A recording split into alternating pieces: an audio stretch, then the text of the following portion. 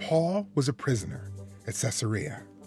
He had asked to see Caesar about his case. Caesar was the leader of the Roman Empire. So Paul got in a ship with other prisoners going to Rome.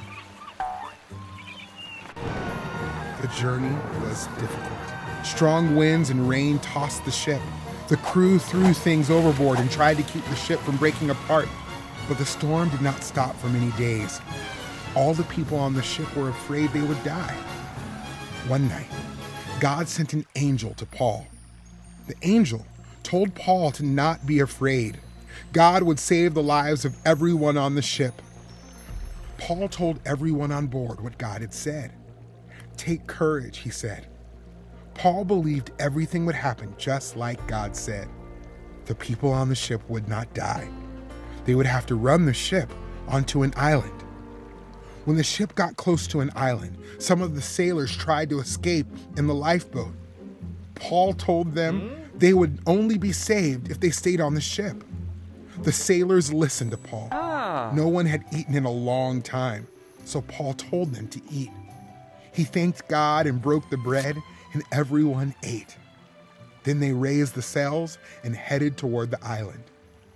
When they got close, the ship struck a sandbar and stopped. The waves crashed into the ship, and it began to break into pieces. The soldiers were afraid the prisoners would escape, so some of them wanted to kill the prisoners. But an army officer ordered everyone to swim for shore. Those who could not swim clung to the planks and pieces of the ship. They all made it safely to shore. Paul was right. God saved all of their lives. 3 months later, Paul got into another ship and sailed to Rome. Paul was still a prisoner, but instead of going to jail, Paul was allowed to live by himself in a house. A soldier stayed with him to guard him. People came to Paul's house and listened to him speak about the kingdom of God and about Jesus. Some of the people believed and followed Jesus. Paul trusted God to keep his promise to rescue him from the storm. He encouraged the sailors to trust and obey God too.